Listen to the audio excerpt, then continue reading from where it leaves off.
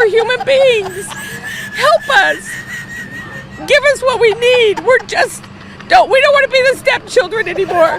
I am an ex-Trump supporter. I knew this was going to happen. Years ago, during his first run, during his first term, I had issues with Donald Trump. I went into the whole Trump phase because I was very anti-war, and I didn't like Hillary, I didn't like a lot of past presidents of the time. I grew up during the Bush war era. So when Trump was all, hey, I'm anti-war, I'm criticizing everybody, Democrat, Republican, I'm like, I'm gonna give this guy a chance. But then he continued to send airstrikes into Syria. Then there was the $8 billion arms deal, and every time I tried talking about it, Trump supporters just yelled at me, trust the plan, bro! Is the plan working yet? Is it? So picture this. A once red-blooded Republican draped in MAGA pride, standing firm in rallies, chanting, make America great again. But now the same voter is staring in the mirror with regret written across their face, their loyalty fractured, and their worldwide view shaken. What makes a MAGA supporter turn blue? Abandoning everything they once shouted from rooftops.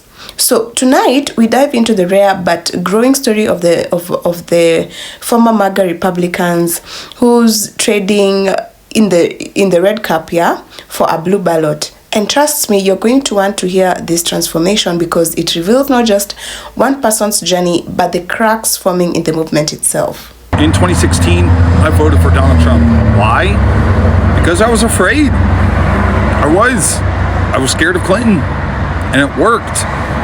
And all 4 years of Trump being in the office, I felt secured, I felt validated. And then after 2020, just like everyone else that's on that ship, I believed him. I genuinely believed that, our election was stolen. I believed that there was some mass conspiracy, and I genuinely felt the guy. I was like, whoa, if he's going to get prosecuted, I could be next. And that was the narrative and the thought process that I was being fed.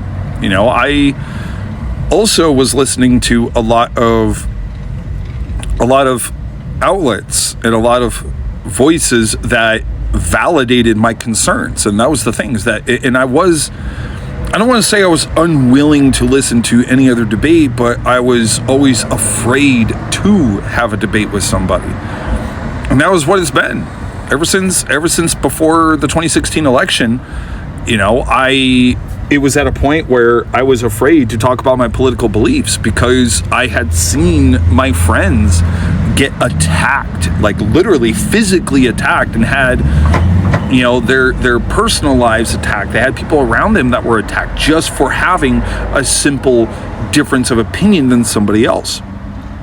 And then another thing that I was afraid of, which was being promoted quite a bit, was that there was a lot of illegal immigrants that were coming across the border, and they're hurting people, they're doing damage, they're hurting this country, XYZ. And I'm like, and I've always been pro-immigration. I'd always been pro-immigration. I'm like, yeah, immigrants are what make this country amazing because they bring the best parts of their culture and the way they think about things and make this country better, make this country great. And that was what I was a staunch supporter of. But the biggest thing was, again, the thing that drove me the most to continue to back him was fear. It was the fear of other. It was the fear of somebody coming to hurt me. It was the fear of somebody coming to hurt my family. It was somebody, that was wanting to take away my livelihood. It was also the fear of just using my voice in general to be afraid of talking about the things that were important to me, and to be afraid of even being knowledgeable about politics or anything like that. But what changed my mind this cycle, and I think this is probably very true for a lot of other Republicans, especially former MAGA Republicans like myself, former MAGA, was Kamala Harris. I don't know how it happened or why it happened, but she brought the joy of politics again. She has given us the confidence to say with our chest, for me, I'm all about women's right to choose. It goes beyond abortion. It goes down to just basic specialized care that women need, whereas men don't need, you know. Mental health is another big thing that we all need to talk about too. Being able to find ways to, you know, secure our border, actually having a concise plan for, you know, for your average American as far as the economy goes, you know, being able to say, hey, look, we're going to tax this group of people because they have too much money, and then it's going to boil down and help fund programs to help average everyday Americans. You know, those things right there made me say, you know what? I shouldn't be afraid anymore. I shouldn't. That's been the key ticket for Donald Trump and a lot of other Republicans who stay behind Trump, who are loyal to him. Their platform is fear, and it has been fear. Fear of fear of invaders, fear of people coming and hurting you, the fear of somebody coming and taking your rights away, the fear of, you know, pushing the fear that if you don't vote for him, that you're going to be voting for some dictatorial type of government. And the policies that he has planned, the proposals that he has planned, are an overreaction to a supposed fear. And I keep using that word over and over again, but that's basically what the main reasons why was. I believed that we were doing better under Trump, back in 2016 through up to 2020. I felt that we were doing better, which was not true. You know, he carried on a lot of the policies from Obama, and we are currently living under Trump's tax plan right now. Like currently, I didn't realize that until I actually dug a little deeper. But my point is that I switched because I felt happy. I felt good about it. I'm like, okay, cool. Let's finally have a discussion. Let's talk about things. Let's not be afraid anymore. Let's actually think about things. And, you know, I have been full on MAGA. I supported the tariffs. I was all behind. I was supportive of the immigration actions, all that stuff. Okay. But I have principles. I don't think I can't do it anymore. I can't continue with the stuff that's breaking tonight. I can't. You got to have a line. You got to have some kind of humanity. You got to stand for the principles that our country was built on. Okay. So I think I'm done. I can't stand with the guy anymore. The story of a MAGA Republican turning blue is not a simple case of just changing sides. It is at its core a story of delusionment, betrayal, and even awakening. Now, imagine pledging loyalty to a figure who promised prosperity, strength, and a return to greatness, only to wake up years later and realize that their promises never came.